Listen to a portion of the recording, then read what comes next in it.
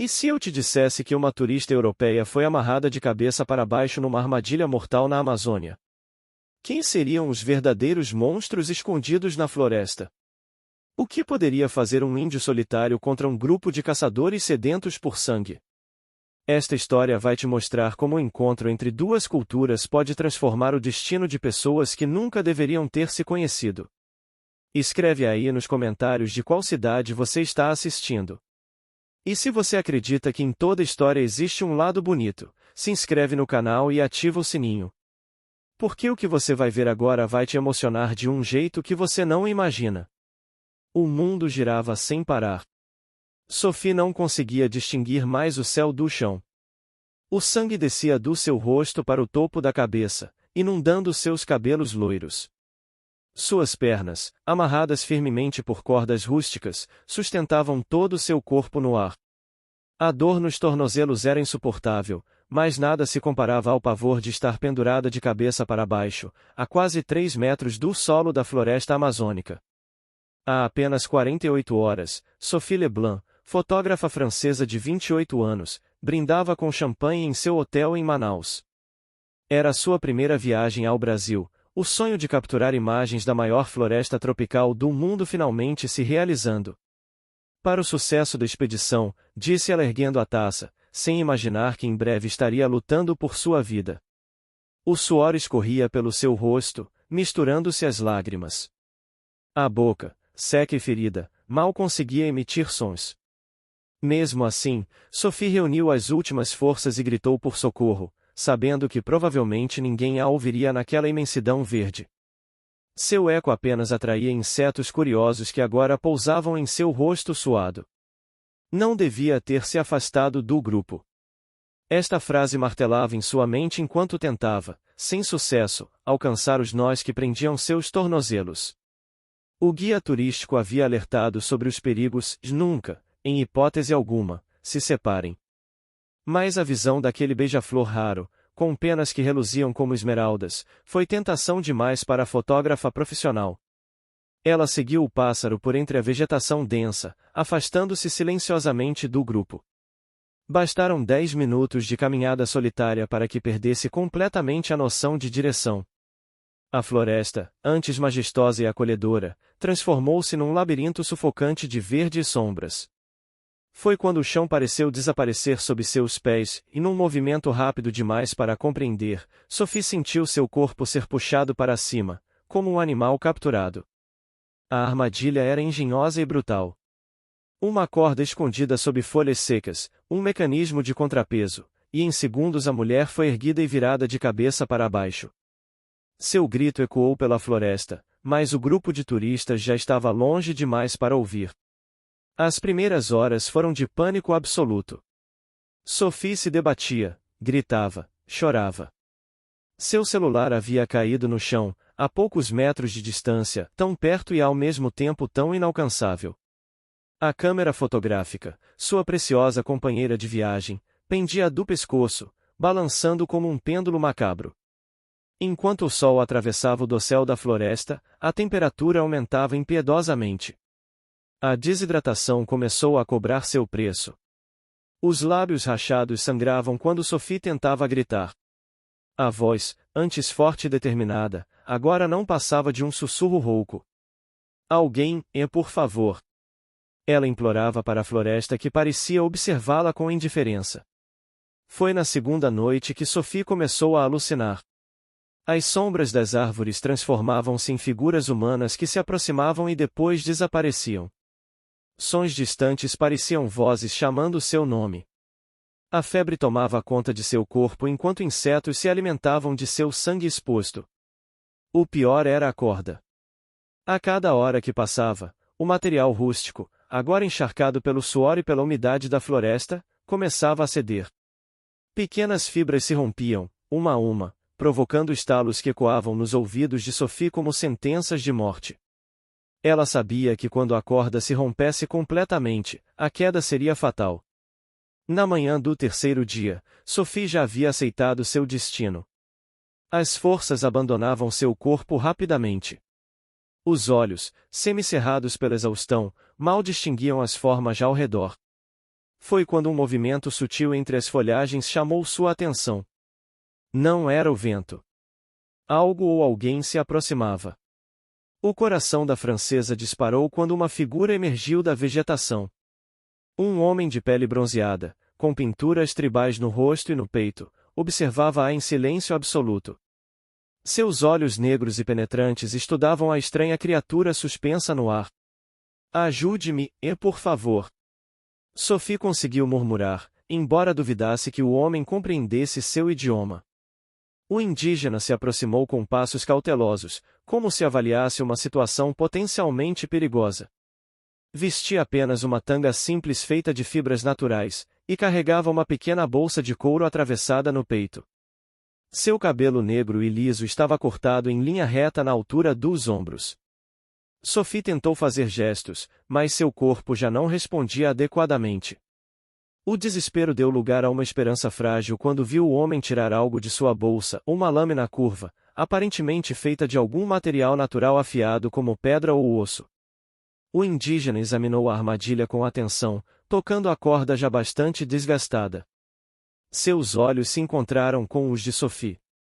Não havia hostilidade neles, apenas uma curiosidade calculada. Ele fez um gesto com a mão, indicando que permanecesse imóvel. Sophie congelou. O homem poderia ser sua salvação ou seu executor. Naquele momento, entregou-se completamente ao destino. Com um movimento preciso, o indígena posicionou-se sob ela e, com a lâmina, começou a cortar a corda já desgastada. Sophie sentiu o sangue pulsar nas têmporas. O que aconteceria quando estivesse livre? A queda poderia quebrar seu pescoço. Como se lesse seus pensamentos, o homem segurou firmemente suas costas com um braço enquanto trabalhava na corda com a outra mão. A última fibra se rompeu e Sophie sentiu seu corpo cair, mas de forma controlada, amparada pelo indígena que a deitou gentilmente no chão da floresta. A dor da circulação retornando às pernas era excruciante. Sophie gritou, mas o indígena cobriu sua boca com a mão, seus olhos alertas, escaneando a floresta ao redor. Ele fez um gesto pedindo silêncio e apontou para o leste. Havia urgência em seu olhar. Com gestos, ele indicou que precisavam se mover imediatamente. Sophie tentou ficar de pé, mas suas pernas dormentes se recusavam a obedecer. Sem hesitar, o homem a ergueu em seus braços e começou a se mover rapidamente entre as árvores, com uma agilidade surpreendente para alguém carregando um peso extra. Foi só então que Sophie compreendeu. A armadilha não era natural, nem feita por animais. Era humana. E quem a havia colocado provavelmente estava voltando para verificar sua presa. Enquanto eram engolidos pela densa vegetação, um barulho distante de galhos quebrando confirmou suas suspeitas. Vozes masculinas rudes ecoavam pela floresta. Não eram vozes indígenas, mas sim o português carregado de sotaque do interior amazônico. Deve estar morta a essa altura, disse uma voz grave. Vamos levar só o que interessa e sumir antes que alguém note. Sophie sentiu um calafrio percorrer sua espinha. O indígena acelerou o passo, movendo-se agora praticamente sem fazer ruído. Ele conhecia a floresta como a palma de sua mão, desviando-se de obstáculos que Sophie nem conseguia ver. Após o que pareceu uma eternidade, chegaram a um pequeno riacho. O indígena finalmente a colocou no chão, próxima à água. Com gestos, indicou que bebesse. Sophie jamais havia provado água tão doce e revitalizante. Seu salvador então retirou algumas folhas de sua bolsa, amassou-as entre os dedos e aplicou a pasta resultante nos tornozelos feridos da mulher. O alívio foi quase imediato. O que quer que fosse aquela planta, continha propriedades analgésicas poderosas. Sophie tentou agradecer, mas o homem permanecia vigilante, atento aos sons da floresta. Meu nome é Sophie, ela disse, apontando para si mesma. O homem a observou por um momento antes de responder. Catu, disse ele, tocando o próprio peito. Foi a primeira palavra que ele pronunciou, e Sophie ficou surpresa com a clareza da voz. Profunda, mas suave. O momento de tranquilidade durou pouco. Um estampido distante cortou o ar, seguido pelo canto assustado de pássaros alçando voo. Arma de fogo. Os caçadores estavam seguindo seu rastro. Catu ficou tenso instantaneamente. Ajudou Sophie a se levantar e indicou uma direção rio acima. Ela tentou caminhar, mas ainda estava fraca demais. Sem pensar duas vezes, o indígena a posicionou nas costas e voltou a correr, agora dentro do próprio riacho para não deixar rastros. A mente de Sophie trabalhava freneticamente. Quem eram aqueles homens? Por que haviam armado uma armadilha para ela? A resposta veio como um soco no estômago quando se lembrou das conversas no hotel. Tráfico humano. Histórias sobre turistas desaparecidos.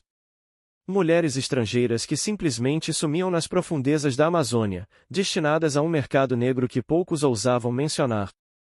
Catu parou abruptamente e se abaixou atrás de uma grande pedra no leito do riacho. No mesmo instante, duas figuras surgiram na margem oposta. Homens rústicos, armados com facões e uma espingarda, vasculhavam a área com olhares experientes. Aquele maldito índio interferiu, disse o mais alto, cuspindo no chão. O chefe vai nos matar se voltarmos sem mercadoria. Ela não deve ter ido longe, respondeu o outro. Estava quase morta quando a armadilha foi cortada. Os rastros levam para o rio. Sophie sentiu o corpo de Catu tensionar-se. Ele olhou nos olhos dela e fez um gesto claro, ficar em silêncio absoluto. Então, para sua surpresa, o indígena mergulhou sua mão na água e pegou um punhado de lama do fundo. Com movimentos rápidos, cobriu o rosto dela e partes do seu próprio corpo com a substância escura. Os homens começaram a descer para o leito do rio, verificando pegadas nas margens. Estavam se aproximando perigosamente. Catu então fez algo inesperado. Retirou um pequeno apito ósseo de sua bolsa e soprou suavemente. Nenhum som audível para os humanos foi emitido, mas segundos depois, um bando de araras azuis sobrevoou a área, grasnando ruidosamente. Os caçadores instintivamente olharam para cima, distraídos momentaneamente pelo espetáculo colorido. Foi o suficiente. Catu puxou Sophie pela mão e, agachados, moveram-se silenciosamente para uma abertura entre rochas que ela nem havia notado. Era a entrada de um pequeno túnel natural, parcialmente coberto por vegetação. Os dois rastejaram pela passagem apertada, emergindo minutos depois em uma área diferente da floresta. Sophie estava impressionada com o conhecimento de Catu sobre o território. Ele parecia ter um mapa mental de cada centímetro daquele lugar. Quando finalmente pararam para descansar, já estava anoitecendo. Catu rapidamente construiu um abrigo rudimentar com folhas de palmeira e indicou que Sophie deveria se esconder ali. Ele desapareceu por alguns minutos, retornando com frutas e raízes que ofereceu à exausta mulher. A noite na floresta era assustadora, mas Sophie se sentia estranhamente segura na presença do indígena. Enquanto comia as frutas suculentas, observava-o aplicar mais do unguento medicinal em seus tornozelos. Havia uma gentileza em seus gestos que contrastava com sua aparência guerreira. "Por que está me ajudando?", perguntou ela, sabendo que ele provavelmente não entenderia as palavras, mas talvez captasse a intenção. Para sua surpresa, Catu respondeu em um português básico, mas compreensível. "A armadilha não é nossa. É de homens maus. Eles caçam pessoas como animais." Sophie arregalou os olhos. "Você, fala português?" "Pouco. Aprendi com um missionário que viveu na aldeia. Depois ele morreu de febre. Mas ensinou palavras." Era uma revelação surpreendente. Catu explicou, com seu vocabulário limitado, que sua tribo vivia isolada nas profundezas da floresta. Ele era um dos poucos que ocasionalmente fazia contato com o mundo exterior, principalmente para trocar remédios tradicionais por ferramentas. "Esses homens são perigosos", continuou ele. "Roubam nossa terra, nossos animais. Agora roubam pessoas também." Sophie sentiu um nó na garganta. "Eles iam me vender. Me matar." Catu assentiu gravemente. "Levam mulheres para lugares longe. Nunca mais voltam." Um silêncio pesado caiu entre eles. Sophie compreendia agora o perigo real que corria. Não era apenas a floresta que ameaçava sua vida, mas a crueldade humana que se escondia nela. Como vou voltar para a cidade? Meu grupo deve estar me procurando, disse ela, pensando nos colegas de expedição. Amanhã. Agora, dormir, respondeu Catu, apontando para o abrigo improvisado. Eu o vigio. Exausta física e emocionalmente, Sophie não protestou. Deitou-se sobre a cama de folhas macias que o indígena havia preparado e, surpreendentemente, adormeceu quase instantaneamente. Foi acordada pelo toque suave de Catu em seu ombro. Ainda estava escuro, mas havia uma urgência no olhar dele. Precisamos ir. Ele esperto. Sophie não precisou de mais explicações. Levantou-se rapidamente, ignorando a dor nos músculos. Seguiu o indígena pela escuridão da floresta, confiando completamente em sua orientação. Caminharam por horas, sempre em silêncio. Quando o sol começou a nascer, Catu subitamente parou e ergueu a mão, pedindo que Sophie também parasse. Seus sentidos aguçados haviam captado algo que ela nem imaginava. Emboscada, sussurrou ele. No mesmo instante, um tiro cortou o ar, acertando a árvore próxima à cabeça de Sophie. Catu a puxou para trás de um tronco grosso, protegendo-a com seu próprio corpo. Sabemos que estão aí, gritou uma voz rouca. Entregue a estrangeira e você pode ir embora, índio. Eram 3 homens agora, armados e determinados. Haviam cercado a área estrategicamente. Sophie sentiu o pânico retornar. Mesmo com toda a habilidade de Catu, parecia impossível escapar de homens armados em campo aberto. O indígena, porém, permanecia calmo. Retirou da bolsa um pequeno frasco feito de cabaça e o entregou a Sophie. Quando eu disser, beba, ordenou. O que é isso? Perguntou ela, assustada. Remédio da invisibilidade, respondeu ele com uma expressão enigmática. Não para os olhos, para o nariz. Sophie não entendeu de imediato, mas confiou no plano, qualquer que fosse. Catu então tirou mais 2 itens de sua bolsa, pequenas bolotas negras do tamanho de berinjelas. Estamos perdendo a paciência, gritou novamente o caçador. Vamos começar a atirar para valer. Catu olhou firmemente nos olhos de Sophie. Quando jogar isso, beba o remédio e corra para lá, indicou uma direção à esquerda. Não pare, não olhe para trás. Sem esperar resposta, Catu arremessou as bolotas na direção dos caçadores. No momento em que atingiram o solo, explodiram em uma fumaça densa e mal cheirosa. Gritos de surpresa e tosse violenta ecoaram. Agora, ordenou Catu. Sophie engoliu o líquido amargo do frasco e correu na direção indicada. O gosto era horrível, mas o efeito foi instantâneo. Seu corpo começou a exalar um odor fortíssimo de algo que lembrava a carne em decomposição. Compreendeu então o plano genial de Catu. A fumaça não era apenas para cegar os caçadores temporariamente, mas para confundir seu olfato. E a poção fazia com que Sophie cheirasse como algo morto, algo que os caçadores naturalmente evitariam em vez de perseguir. Correu o mais rápido que suas pernas permitiam, ouvindo tiros e gritos atrás de si. Após alguns minutos de fuga desesperada, sentiu uma mão puxá-la para trás de uma árvore. Era Catu, que havia seguido um caminho paralelo ao dela. Funcionou, disse ele com um leve sorriso. Eles pensam que fomos para outro lado. Sophie queria abraçá-lo de gratidão, mas o cheiro que emanava de seu próprio corpo era nauseante. Catu pareceu ler seus pensamentos e ofereceu outro frasco. Para atirar o cheiro. Depois. Continuaram caminhando rapidamente, agora em uma nova direção. Sophie notou que a vegetação começava a mudar, tornando-se menos densa. Estavam se aproximando de alguma borda da floresta? Após mais uma hora de caminhada, Catu parou e apontou para a frente. Sophie quase chorou de alívio ao ver uma estrada de terra ao longe. Era uma via de acesso usada por fazendeiros e turistas. Segue essa estrada, explicou Catu. 2 horas andando, encontra posto da Polícia Florestal. Sophie sentiu uma pontada de tristeza. Você não vem comigo? Catu balançou a cabeça. Meu lugar é na floresta. Sua gente vai ajudar você agora. Como posso agradecer? Você salvou minha vida. O indígena ficou em silêncio por um momento, como se ponderasse algo importante.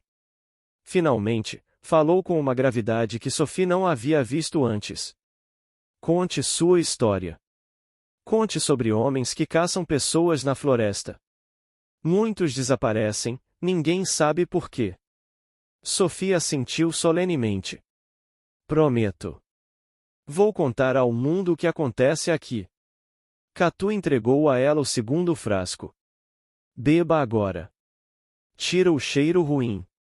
Ela obedeceu, sentindo um alívio imediato quando o odor nauseante começou a se dissipar. Queria dizer mais, agradecer adequadamente, mas sabia que cada minuto na floresta ainda era perigoso. Adeus, Catu. Nunca vou esquecer o que fez por mim. O indígena apenas assentiu e, com um movimento rápido, desapareceu entre as árvores, como se a própria floresta o tivesse engolido.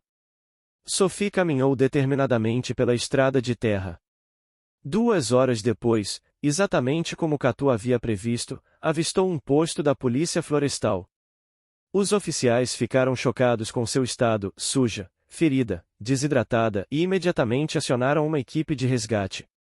No hospital em Manaus, quando finalmente pôde recontar sua história, as autoridades mostraram-se céticas. Um indígena solitário?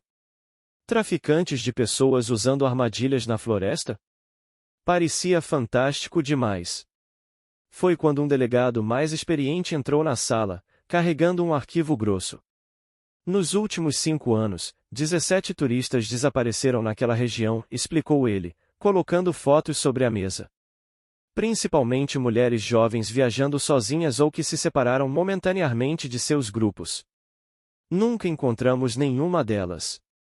Uma operação policial foi montada com base nas informações de Sophie. 3 dias depois, localizaram um acampamento abandonado às pressas. Encontraram evidências perturbadoras e gaiolas improvisadas, correntes, documentos falsos. Os traficantes haviam fugido, mas pelo menos sua operação havia sido desmantelada. Quanto a Catu, as autoridades nunca o encontraram. Antropólogos sugeriram que ele poderia pertencer a uma das tribos isoladas que ocasionalmente fazem contato com o mundo exterior, mas preferem manter sua existência em segredo. 6 meses depois, completamente recuperada em Paris, Sophie recebeu uma encomenda anônima. Dentro da caixa simples havia apenas 2 itens, uma pena de arar azul e um pequeno frasco vazio de cabaça, idêntico aos que Catu carregava. Não havia mensagem, não precisava haver. Sophie colocou os objetos em uma prateleira especial em seu estúdio fotográfico, ao lado da nova exposição que estava preparando, de Guardiões Invisíveis da Amazônia, há uma série de fotos e relatos sobre os defensores silenciosos da floresta, tanto humanos quanto espirituais. Na foto central da exposição, uma imagem capturada no seu último dia na Amazônia, de um raio de sol atravessando o dossel da floresta, iluminando o caminho à frente. Para os visitantes, era apenas uma bela fotografia. Para Sophie, era uma lembrança de que às vezes precisamos estar completamente perdidos para encontrar o caminho que sempre esteve diante de nós.